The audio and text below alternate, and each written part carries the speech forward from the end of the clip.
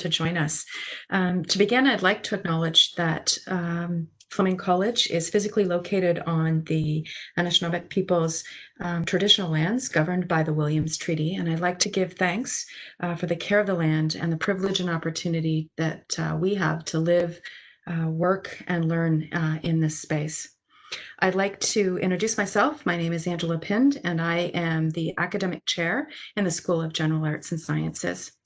I have the privilege of working with an amazing team of faculty, support staff, and we're all super excited about what the fall will bring. I'm sure that all of you who understand and are living in this alongside the COVID virus understand that the work that we're doing is changing, and it's different than what we had originally planned or expected.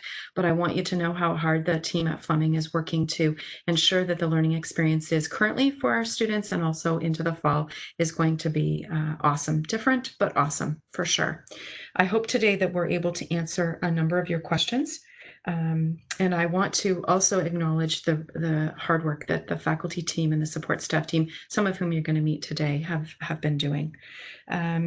I do have a list of 10 questions, top 10 questions that were submitted in advance, and I see that someone has posted a question already in the Q&A piece, so you're welcome to do that at any time. I have to admit that I'm a little bit not yet fully practiced or skilled at running a session like this, so I have lots of support behind me to help me, but I will get to your questions as quickly as we can. I think that I'd like to start by introducing our faculty team and somewhat a representative from our registrar office team as well. And then we'll just sort of go through the questions. So first person I'd like to introduce is Dennis Vanderspeck. I don't know if Dennis, if you can wave for us. Dennis is the program coordinator for the University Transfer, or the GSU program. You'll hear us refer to it. One of the things we're guilty of at Fleming is using a lot of short forms that maybe if you're new to us don't necessarily mean a lot. So I'll try not to do that today as well. Susan Hyman, who is the program coordinator for the preparatory health into diploma and certificate programs. And she waved just a second ago. Erin Kirk, who is the program coordinator for our preparatory health advanced diploma and degree program, and Lorinda Frudd, who is joining us from our registration office team, and hopefully we'll be able to answer lots. Also with us on the call is Trevor, who we are very thankful for helping us provide the technical support, and the admin assistant for the school, Felicia Pavey, who's taking some notes and is in the background always to help support and answer questions. I'd like to begin with a little bit of an opportunity for each of the program coordinators to introduce themselves and talk a little bit about their programs and what you can expect course delivery to look like this coming fall. So Dennis, I think I'm going to start with you if you're all set and turn it over to you. Sure. Thank you. I'd like to introduce the University Transfer Program, and I'll call it probably UT, short for University Transfer, but if you're applying to the program, it's actually GSU. And I mention that only because we have three different programs within the School of General Arts and Science, and people will sometimes get mixed up between University Transfer, Preparatory Health, and General Health Science. The University Transfer Program is a transfer program. It's designed to ladder students into second-year university. The goal of the program is to give you the skills and the confidence and the training that you need in order to be successful in second-year university and beyond. The way that it basically works is we have a fixed suite of courses in psychology, sociology, literature, philosophy, and then 2 support courses in communications and critical thinking. And if you take all those courses, pass them all, get at least a 70% average, and no less, I should say, than 65% average across both semesters, then you have guaranteed admission to Trent University and guaranteed 5 credits. So it combines the best really of both worlds. You have all the rigor of a university first-year experience, but you have all the close supports of a first-year college experience. The program's been running for, I think, close to 15 years now, and we've sent graduates all over the place. Our primary partner is Trent, but we have had students come through the program and then go to universities everywhere from UBC to, in one case, University of Antigua. So it is a very versatile program. It's designed, like I said, to get you into second-year university, But because it's a pathway program, it does open doors to both college and university. One of the goals of the program is to give people an experience of university to see whether or not they actually want to go to university, whether the time is right, whether it's for them. Many people decide that what they really want to do is to actually take a college program rather than go to university. And in that case, there's still college credits, and you can still bring those credits to the college program of your choice.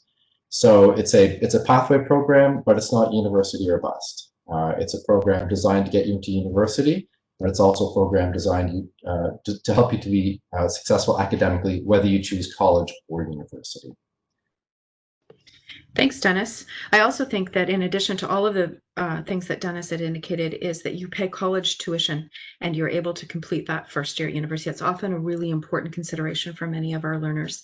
The support, and we have student testimonials that talk about not only are students feeling confident when they enter into their university programs, but they feel that they, and actually have demonstrated that they are very, very successful in those programs. So it's a big switch. So we're looking forward to that. Thanks, Dennis. I should mention actually that we have had some of people who have gone on to Trent, and people who have come through the Fleming program typically do as well or better than students who have proceeded into direct first-year entry into first-year university.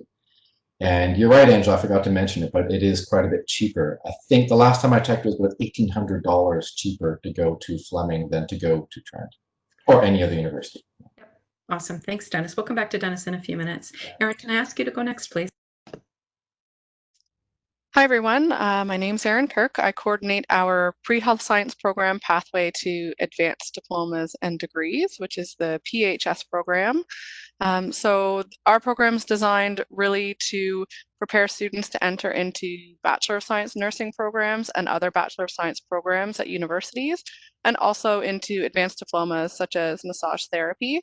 And students also apply often afterwards to college programs like practical nursing as well. But the goal really of the PHS program is to prepare you to enter into university level science and nursing programs.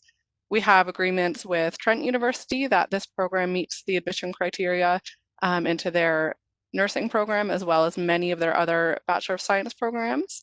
We have an agreement with Queen's University as well that students from this program can apply to their Bachelor of Health Science program and also get some transfer credits. And students also apply to many other institutions, other universities and programs. And if you're interested in applying to other programs, I just work with you to help make sure that you'll meet the admission criteria at the university and in the program you're interested in. So overall, our program has science courses, chemistry, biology, as well as math and writing and research to help prepare you for entry into that university level learning. It's nice small class sizes, so you really get to work with your professors and your classmates to develop the skills and the competencies you need to be prepared for your next program. Thanks, Erin. And I'm seeing a couple questions in the chat about what the labs and the hands-on work will look like. Erin, do you want to answer that? And then I can pass it off to Susan as well. Yeah. So we're working as science faculty to develop that right now and looking at for first semester what labs will look like. The courses will be online, but labs have always been a strong component of our learning environment. So right now we're looking at different options of simulations and small activity and group work so that you still get that collaborative experience with both your faculty and your classmates to help you with that, that lab material. So they will be it will be distance learning, but we are still looking at bringing in different activities, simulations in that sort of smaller group context like we try and do in the labs when we're able to do face-to-face. Awesome. Thanks, Erin. Susan, can I ask you to spend a bit of time introducing yourself in the program, please, and then perhaps addressing that question about labs and hands-on work? Certainly. Hi, my name is Susan Heineman, and I'm the coordinator for the GHS program. So that is our pathway to certificates and diplomas. So you would be interested in this program if you're thinking of transitioning into a health science program, perhaps at the college, something like practical nursing or paramedicine or health information management.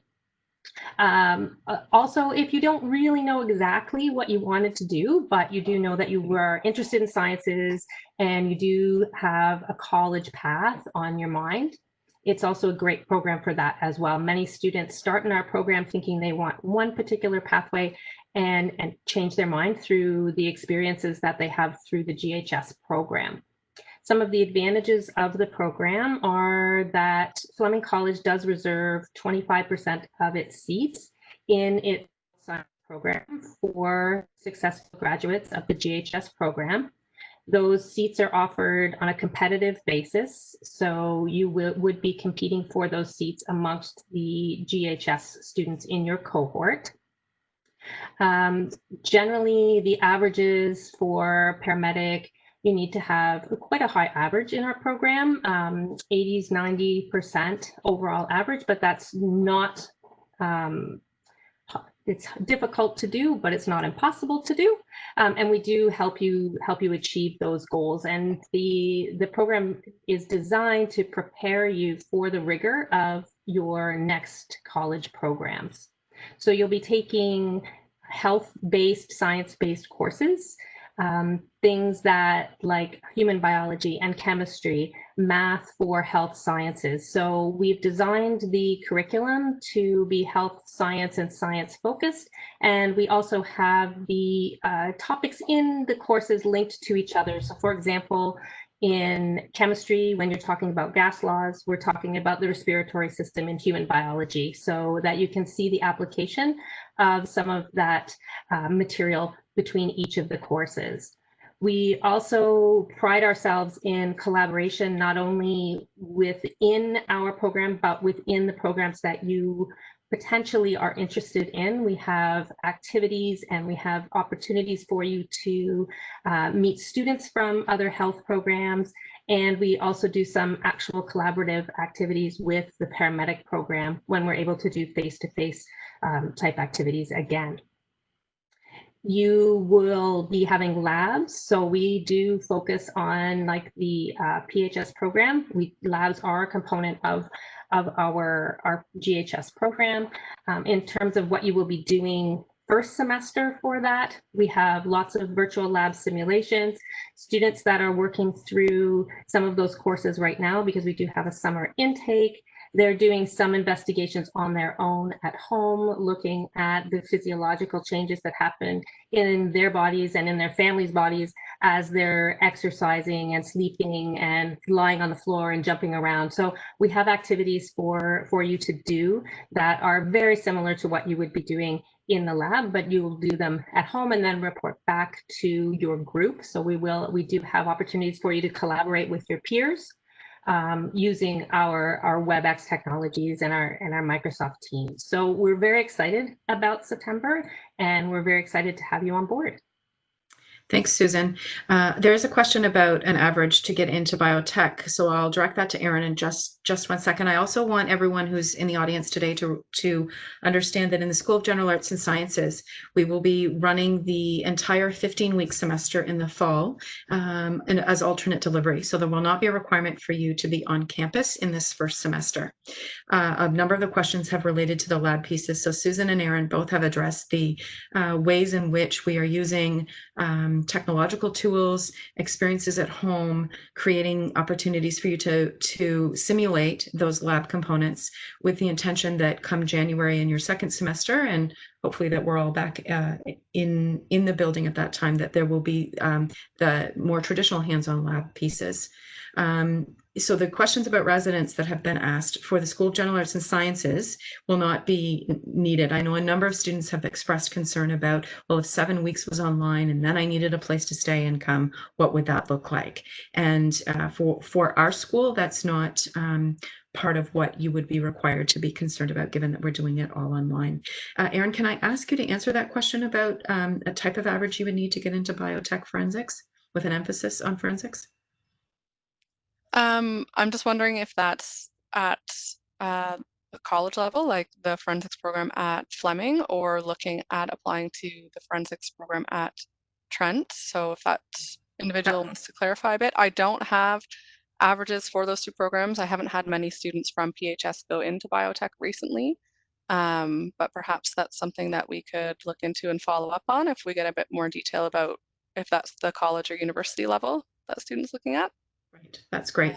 If you want me to go ahead too, there's a student asking about the average for Trent nursing. Please. So I haven't got information what the cutoff average was for this past year, but in the previous few years, it's usually sort of mid to high 80s as sort of the cutoff average applying into the nursing program at Trent. And as well, if you're looking at the Trent nursing program, as well as the nursing programs at many other universities, you are also required to take and pass what's called a CASPER test, which is a separate assessment for sort of the soft skills. So it's now a balance of both the academic average as well as the CASPER test at many of the universities, and Trent is one that's using the CASPER test. And usually the average is sort of mid to high 80s as a cutoff, but it does change from year to year.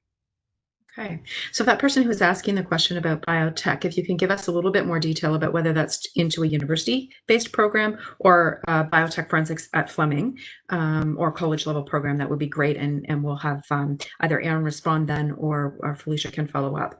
There's also another question about extra assistance. I'm just going to ask you to wait just a few minutes, and I'm going to come back and talk specifically about some ways that you access extra assistance, and I'll tell you how I define that, and we'll see if that answers your question. Lorinda, I just want to give you a few moments to introduce yourself, if I could, please, and perhaps just maybe reference the tuition payment deadline question first, and then we'll come back to some others afterwards. Yeah, for sure. So my name is Lorinda Fred. I'm admissions officer at Fleming College. And that is some of the questions that we've been getting a lot is the tuition payment deadline date. So typically we have a deposit of $500 that's due. We have dropped that. We understand that it might be hard to, find summer employment or have the hours that you have. So we have dropped that down to $250. And that deposit will be due June the 15th to hold your place for September. And then the balance of the tuition will be due August the 7th. And then if anybody here is interested in winter, the deposit, again, $250 will be due November the 12th, with the balance due mid-December. Awesome. That's Thanks, it for Lorinda. tuition. That's awesome. So we did get some clarification, Aaron. It is the biotech program at Fleming, college level.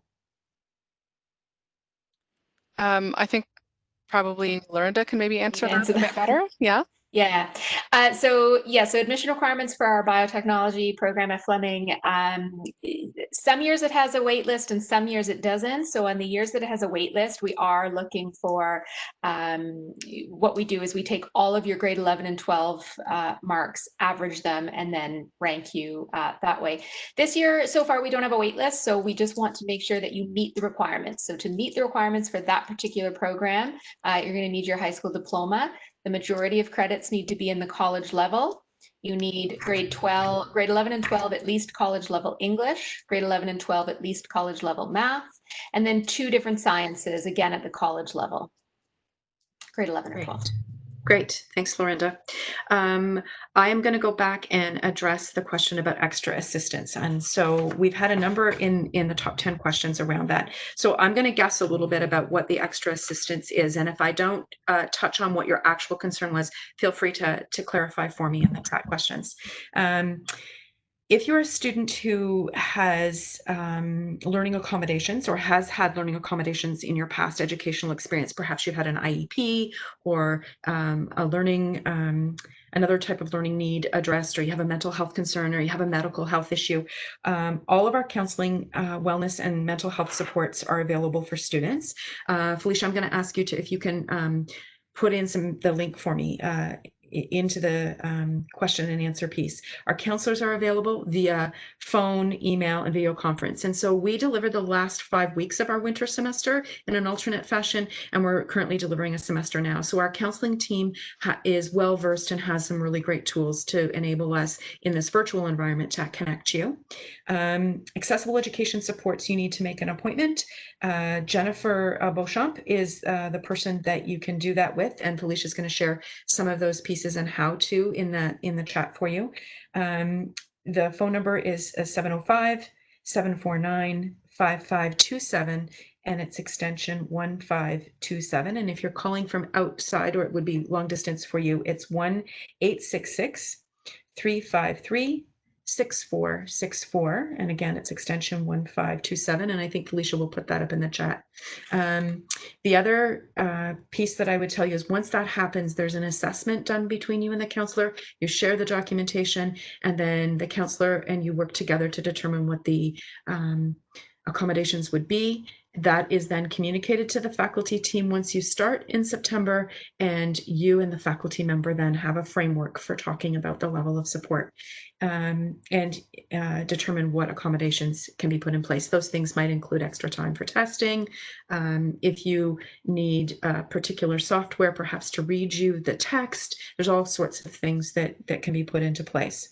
In terms of mental wellness and mental health supports, all students in post-secondary experience great distress, whether that be paying a job, family concerns, peer concerns, figuring out whether this is the best fit for you and how that goes. We have an amazing counseling team also available via virtual services while we're still at a distance. Personal wellness counselors, lots of links to wellness opportunities, things like meditation, health, and even though physical health as well. So even though our wellness center isn't open at the moment, the student government and the student services team have partnered, and they're offering for our current students daily physical activity opportunities together. And lots of really creative things are coming out of that. The other huge area and new online resource that's kind of pulled everything together. So perhaps you need some support in figuring out how this WebEx thing or Teams works, IT support. There's a new online resource available. And again, I'll ask Felicia to share that as well in the chat feature that kind of just pulls all the bits together and helps guide and direct students where to go to get assistance. I also always say that the first line of defense, if you're struggling with any matter, is your faculty team. If they don't know the answer, whether that be Dennis, Susan, or Aaron, or any of the team that work with them, they will help you navigate and find those resources as well. So that's the benefit of coming to Fleming. We've heard that time and again from our graduates and from our students that are currently engaged with us, that we support students well and make connections for folks. I don't know if that answered the question. I'm just going to try and read through the chat and see if I did. Students, Dennis, thanks for posting those. And you can see that Felicia has posted some of those as well. I see someone in here is asking a question about I'm having trouble applying for classes. And is this because for pre-health, the students are already enrolled in classes? So I'm not totally sure if I understand the question. Applying for classes, we're in the fall. We're accepting applications now for the fall experience. Lorinda, can you comment on that trouble applying? I'm not totally sure. If you have to go through OCAS, can you give a little bit of guidance around that, Lorinda?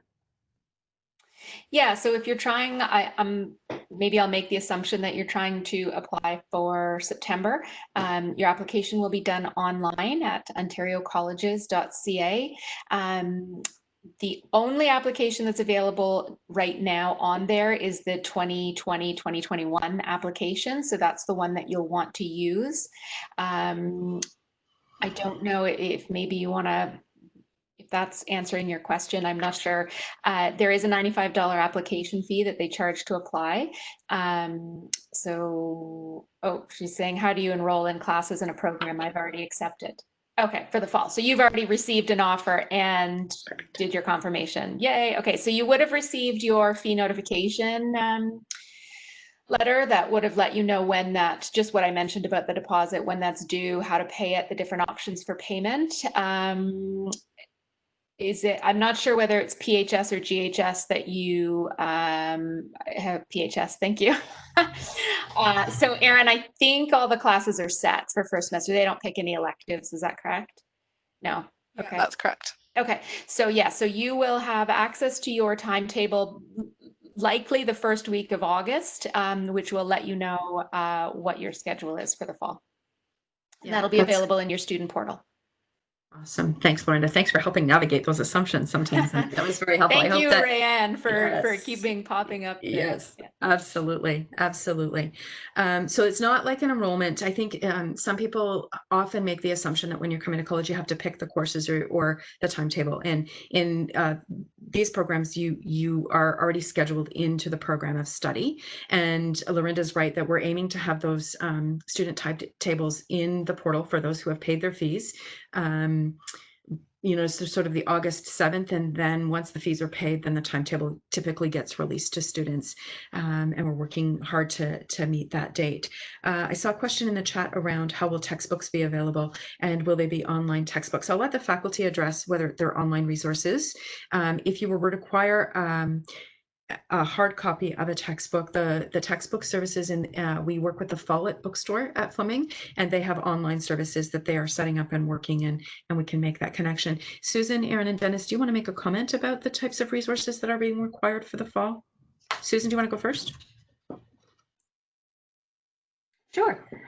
For GHS, for our program for biology and chemistry, you'll have an option of either an online book or the hard copy, or you can buy a package that gives you access to both things. So it's really up to you in terms of the biology and the chemistry, how you like to have your resources. Many students prefer to have both the online access and the hard copy book, but it's literally totally up to you. For math, there is no textbook. For communications course, there is no textbook. Psychology, there is a textbook, but you also have an option of an online version if you so desire. What else was left? Health 273, which is our issues course. It's an ethics-based course. There's no textbook for that. So any resources that you need would be provided to you through our learning system, D2L. Susan, if I can also just get you to address that other question there. Do we have to pick electives for the GHS course? You do not pick an elective for GHS until second semester. So for first semester, all of your courses will be populated into your timetable for you. And then second semester, you'll have the opportunity to pick a course, but we'll guide you as to how to do that, when to do that, all of those details. We will walk you through that. So don't be concerned about a lot of these organizational things as well. We will, as program coordinators, communicate with you in August. Once your timetable is out, you'll get an email from us and we'll go through, these are things that you can do before classes start. And then right the first week, we will have an intense orientation session for you. So we'll show you how to access things on D2L. We'll show you how to use WebEx, all of the technology. We'll give you the links to resources, but we'll also give you a chance to play and practice with us so that we can get used to these things, because it is new for a lot of people, and we understand that. So we will orient you and we will help you out and to get you started. Thanks, Susan. Aaron and Dennis, I'm going to let you answer the textbook question, and then I'll come back to a couple of others that are there in the chat. So, Aaron, do you want to go next? Sure. My answer is similar to Susan's. With in the PHS program, many of the resources are already online. So for example, again, our math course didn't have a textbook, but you are given lots of sort of extra resources and links through our learning system, D2L. Courses like biology, where there's an option of a hard copy textbook, there will be an online option as well if you prefer that. And chemistry, we're moving towards an open source online textbook this year as well. So most of the resources will be available online, and some will have sort of a hard copy option if you prefer. Great, thanks, Aaron. Dennis, do you want to take a moment to speak about the text? Yeah, sure. So I've posted to the chat on the right-hand side there a link out to the Fleming Bookstore site. And if you go there, you can search for the book lists by program.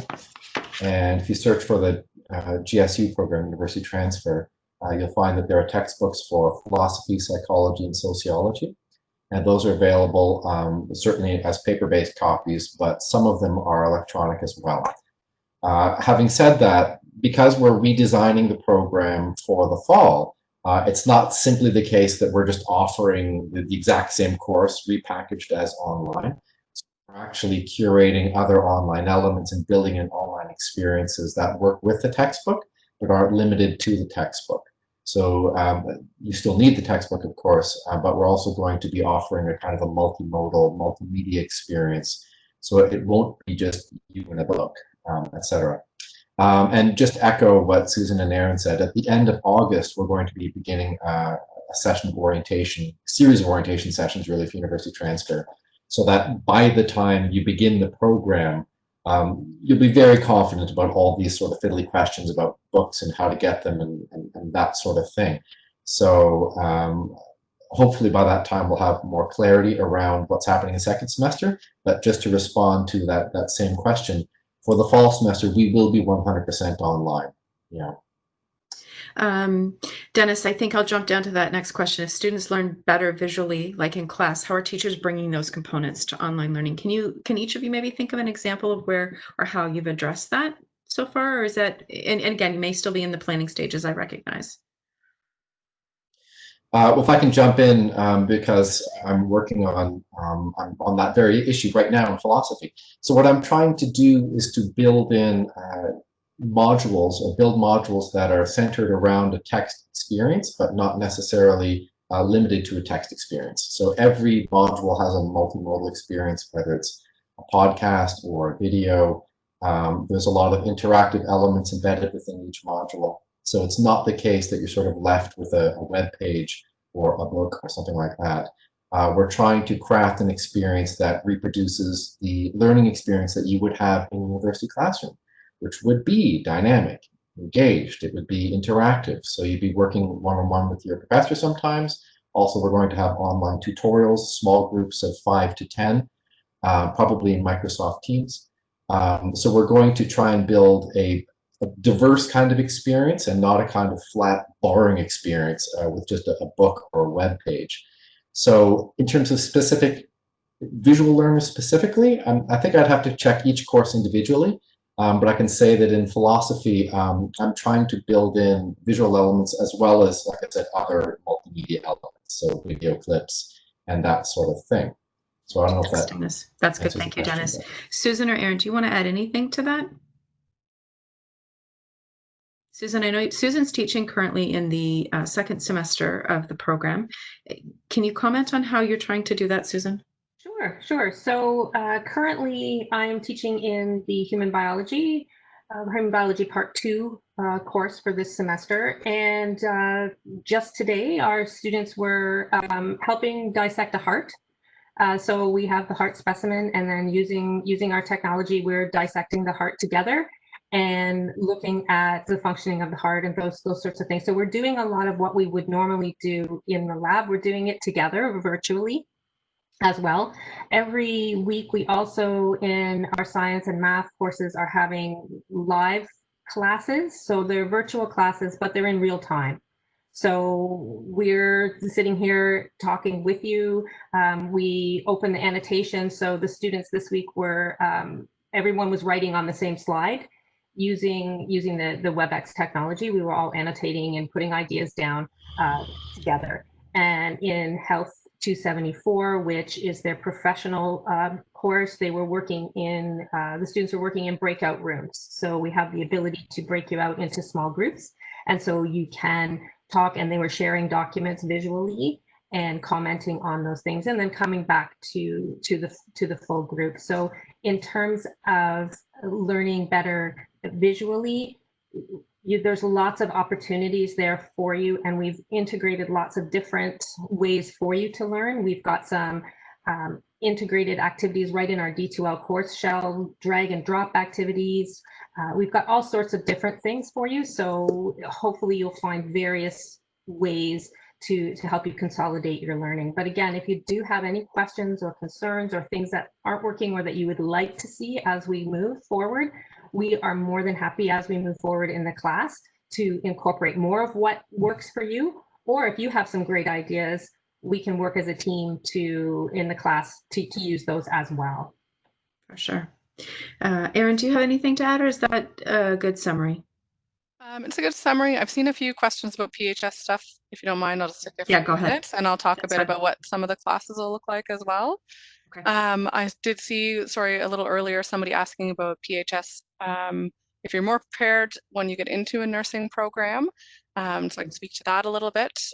Certainly, many of the students coming into the PHS program need to do the PHS program so that they meet the admission criteria into nursing programs at universities. So for some, it's essential for them to get the admission criteria to apply to nursing programs. For others, perhaps they took the courses they needed in high school but didn't have the grades they need. So for all those students, we're sort of bringing everyone up to the level they need to be at to apply into the nursing programs.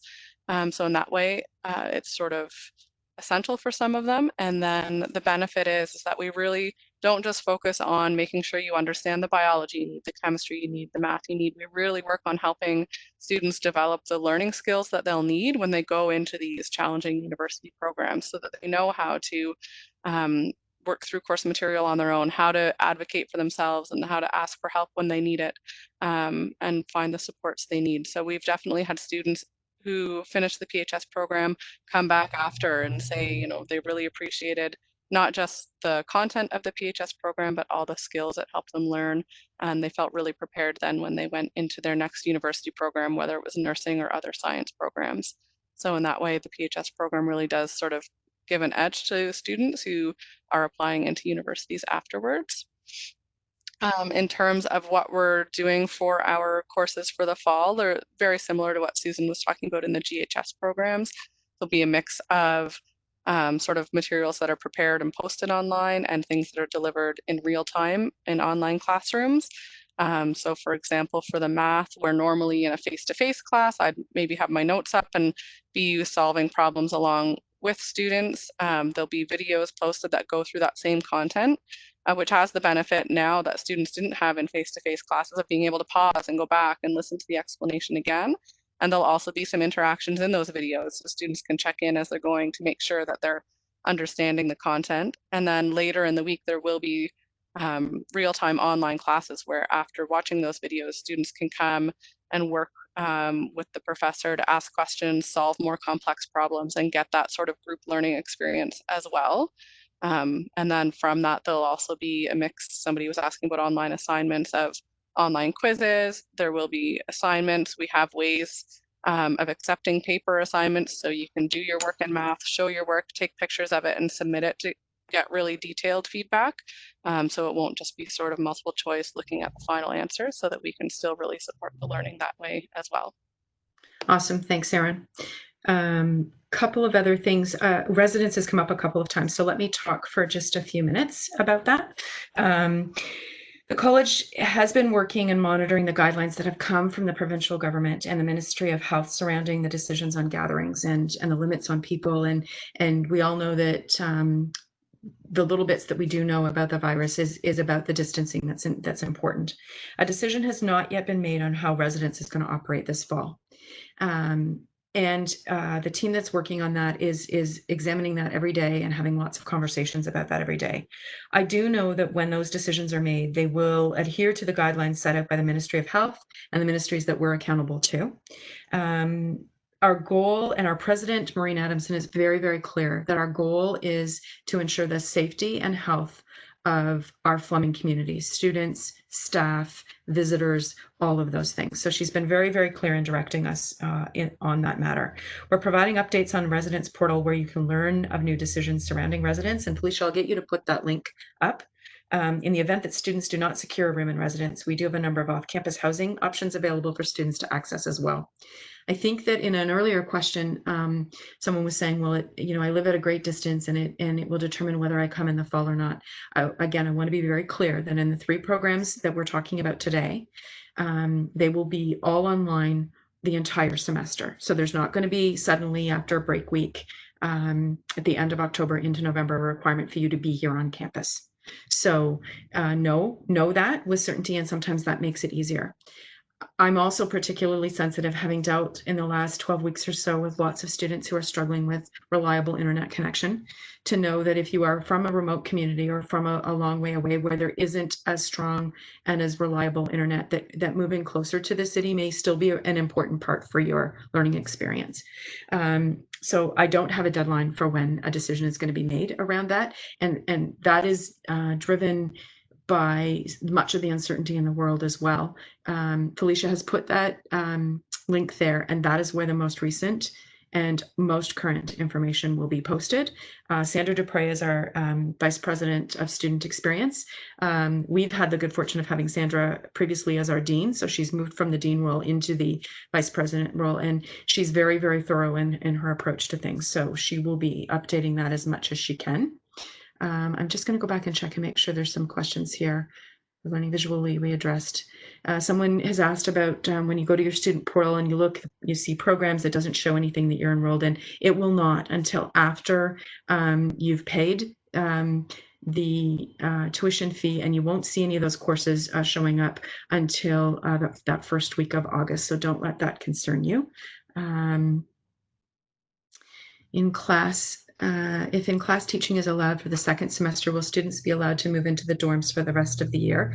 I would expect then that we'll have some residence availability. What that will look like, I think there's still going to be those distancing requirements. And again, Felicia has posted that page where you can get the most recent information. Someone's mom, Dennis, which class is Dennis teaching? None of the full-time team really knows which class they're teaching just yet. Assignments are currently underway. I think it's fair game to suggest that Dennis will be teaching philosophy, though. Erin will be teaching math, I think, and Susan's going to be teaching some sciences. We haven't finalized all of those, and that's just part of the process. So hopefully that helps. Sorry, Dennis, I answered your question for you. Will those decisions about residence be made before you pay the full tuition on August 7th, I think is what Rain is asking. I would expect that we will have to have some answers about residence by then, for sure. You've already secured a spot, and given that classes are in person second semester, will my spot be guaranteed? I don't know the answer to that question, Rain. I'm going to have to get back to you about that. There may be some information at that link that Felicia provided, but I don't know that, so I will get back to you on that, okay? I just to make sure there's no other questions here. I want to go through the other top 10. Someone was asking about in previously submitted questions, deferrals. Lorinda, can you talk a little bit about the deferrals from the admissions perspective, please? Yeah, absolutely. So even in non-COVID times, we do allow students to defer within an academic year. So the University Transfer Program and the Pathway Program for certificates and diplomas both have a January start. So if for whatever reason you are feeling like September is not going to work for you, you certainly have the option of deferring that until January. You would need to log on to your Ontario College's application using the same username and password that you created when you first applied, and just add the January starts as a selection to your application. There's no guarantee for seating. If we're full at the time that you apply, then we're not going to hold a seat for you, but that's how you would do it at this point. At this point, we have no plans to defer outside of the academic year. So for those that are in the in Erin's program, the pathway programs for degrees, where there is no January start, there is no plan at this point to defer to the next academic year. So I don't really know what to say about that, but if you're looking at deferring in January, again, you're just going to log back onto your OCAS application and just add the January start as a selection to your application. Great, thanks, Lorinda. Another one of the top 10 questions that was sent in had to do with sports and recreation opportunities in the fall. And as we look at the return to campus protocols and the return to sports plans, there's not going to be an athletic fee for the fall, but they're working both at our Lindsay campus and most relevantly for this conversation here in Peterborough with the Sport and Wellness Center to provide a month-to-month basis at a student rate is what the Student Services team is looking at.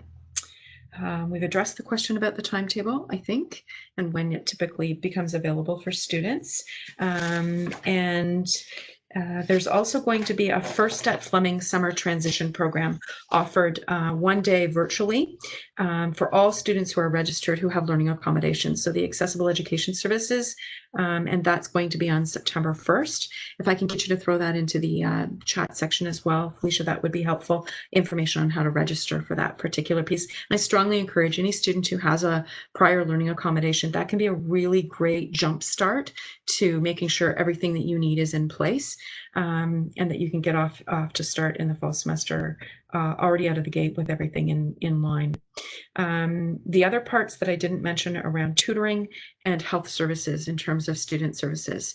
So at Fleming, we have a policy whereby students can access for free tutoring services. And that is all being managed through something called WC Online, which is something we've always used in the last 5 or 6 years to allow students to sign up for tutoring as required through that online session. Kathleen Conway is here in Peterborough is the tutoring coordinator and helps to manage and organize all of those people. Laura Gibson is our learning strategist. And as we've converted and learning at a distance and alternatively is new for many learners, Laura Gibson's role as a learning strategist is being offered out to many, many students. You can sign up for sessions with Laura through that WC Online piece, and instructions will be given to you in orientation pieces, and Felicia, I'll get you to throw those into the chat piece as well. If you can manage to do that, that would be great. There's also been some questions around supports from Indigenous Student Services for First Nations, both status, non-status, Métis, Inuit, and again, our Indigenous Student Experiences team is always available, one-on-one, email, WebEx, in the same way that the counseling team is available. So lots of transitional support for new or graduating students. So if you're a student, an Indigenous student, we have resources, cultural workshops. We also offer Indigenous experiences through student services to all students. The most recent one that's running, and it's actually been made public, is Joe Pedowek is running on Fridays between now and I think mid-July, taking us through the actual land at Sutherland. He'll be going to Frost and doing a couple of sessions and talking about different traditional plants and medicines. And so that's an opportunity for students as well. There's also advocacy and referrals and WebEx workshops to drop into. And I'm sorry, I'm glancing at my notes here to make sure I'm not missing anything. How will you know what you need to do before classes start? Susan and Aaron and Dennis have all referenced the plans that the faculty team have. We do every year plan to do orientation at the beginning, but we also will be reaching out in different ways, particularly that week before Labor Day. I think there'll be more reaching out and connecting. And online welcome days are being planned the week of July 13th. So please watch for your email communication to you. Those details will be confirmed and you can ask further questions at that time. Susan, Aaron, and Dennis, I'm going to turn it back over to each of you to see if there's anything else you think that I've missed that you've wanted to say to the potential student group that we're talking to. And if there's any further questions, folks can add them into the Q&A there. Susan, do you want to go first? Certainly. I want to say thank you for choosing Fleming, and we feel very privileged that you're going to join us for your learning experience, and we're really looking forward to meeting everyone. If you do have questions between now and September, please don't hesitate to email us as coordinators, and we can help answer those questions for you. We have no trouble doing that. Please just send us an email. We would appreciate hearing from you. Don't sit there and wonder about things. Please don't hesitate to connect with us.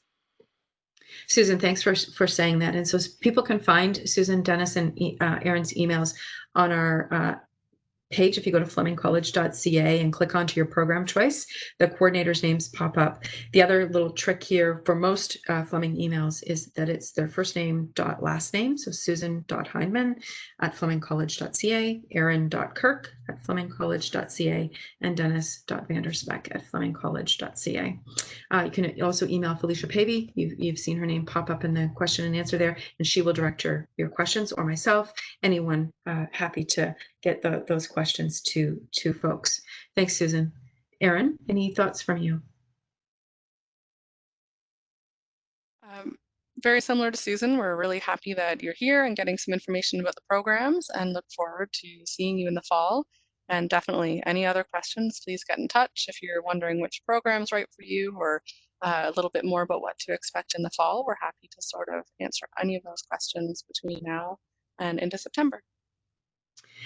Susan and Aaron, sorry, just Dennis, before I go to you, there was a question about a difference between PHS and GHS. Erin, can I let you take a crack at that first? Yeah, I think Susan answered it in the chat as well, but really it's just sort of the ultimate goal. The PHS program is the pathway to advanced diplomas and degrees. So really mostly it's students looking at going into nursing programs at university level or bachelor of science programs at the university level. Whereas the pathway to certificates and diplomas is mostly for students looking at applying into college health science programs like paramedicine, practical nursing, health information management. Good. Thanks, you guys, as usual, are ahead of me answering the questions and I missed it. Dennis?